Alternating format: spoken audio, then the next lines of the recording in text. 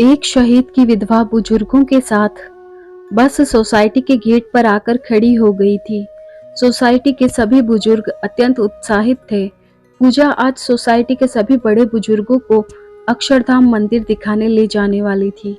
वैसे तो पूजा को इस सोसाइटी में आए अभी कुछ ही महीने हुए थे, किंतु इन कुछ ही महीनों में वो सबकी प्रिय बन गई।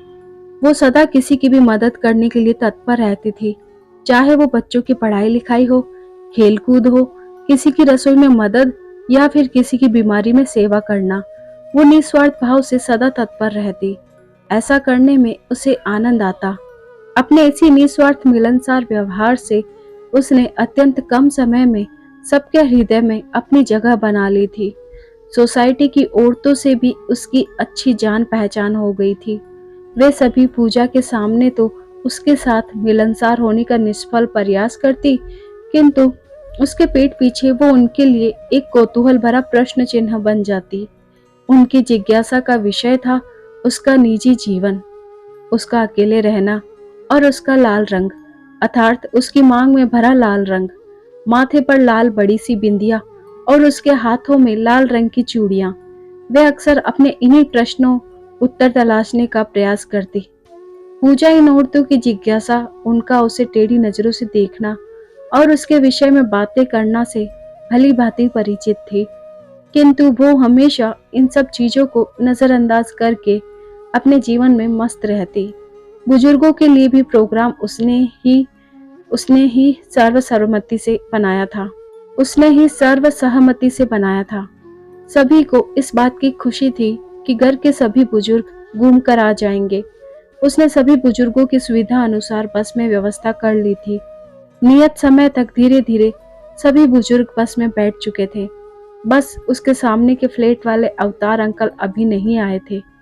अवतार अंकल को तो अक्षरधाम घूमने की सबसे ज्यादा इच्छा थी और सबसे ज्यादा वे ही उत्साहित थे। फिर अभी तक आए क्यों नहीं? उनकी तबीयत तो ठीक है ना? चलो मैं ही उन्हें बुला लाती हूँ। मन ही मन सोचती हुई वो उनके घर उन्हें बुलाने चली गई। नमस्ते भाभी, वो अवतार अंकल की तबीयत ठीक है ना? उसने विनम्रता पूर्वक उनकी बहू से पूछा। हाँ ठीक है, क्यों? तुम क्यों पूछ रही हो? उनकी बहू ने अत्यंत बेरुखी से उत्तर दिया।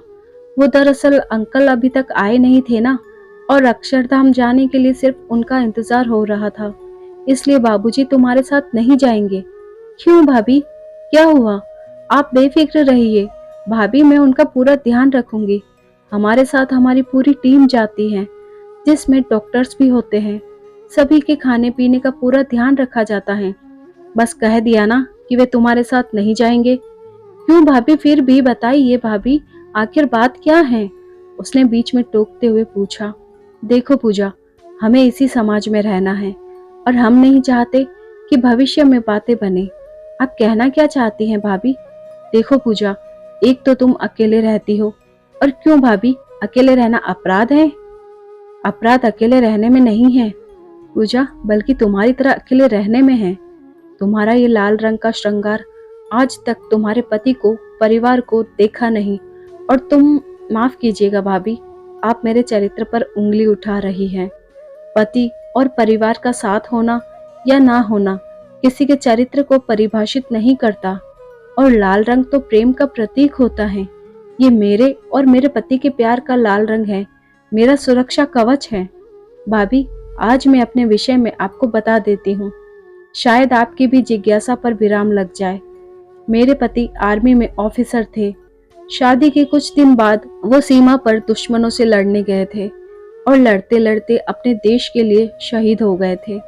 माँ पापा ये सदमा बर्दाश्त नहीं कर पाए और ससुराल वालों ने मुझे बांझ और मनहूस कहकर सदा के लिए ससुराल से विदा कर दिया। मेरे पति सदैव अपने देश की सेवा के लिए तत्पर रहते थे, और ये देश प्रेम और सेवा भाव मैंने उन्हीं से सीखा था। भाभी, मैं सीमा पार जाकर लड़ तो नहीं सकती, पर किंतु दूसरों की मदद करके और बुजुर्गों के साथ रहकर कुछ प्रकार की सेवा तो कर सकती हूँ। जितना मुझसे संभव हो सकता है मैं देश के लिए अपना योगदान देती हूँ। जरिया चाहे कोई भी हो, पर मेरे भाव सदा सच्चे हैं। और रहा प्रश्न इस लाल रंग का, भाभी, समाज में एक अकेली औरत का रहना बहुत मुश्किल है। आप भी तो एक औरत हैं। ये तो आप भी भली भांति जानती हैं कि अकेली औरत लोगों के लिए भोग करने का पात्र बन जाती हैं। सभी उसे चीरहरण की निगाहों से देखते हैं। ऐसे में ये लाल रंग मेरी सुरक्षा करता है, अभी भी मेरे विवाहित होने का प्रमाण बन जाता है, जिस कारण मैं सुरक्षित रहती हूँ। मुझे गर्व है भाभी कि मैं एक शहीद की विधवा हूँ। अभी भी आपको मैं चरित्रहीन लगती हूँ तो आप अवतार अंकल को कहते कहते उसकी आंखों से अविरल अश्रुधारा बहने लगी। जैसे ही वो वापस जाने लगी, कहाँ जा रही हो पूजा? ये आवाज ने उसके कदम थाम लिए। पूजा अकेले ही जाओगी? अपने अवतार अंकल को अपने साथ नहीं लेकर जाओगी? कहकर दोनों मुस्कुराने लगी। धन्यवाद दोस्तों।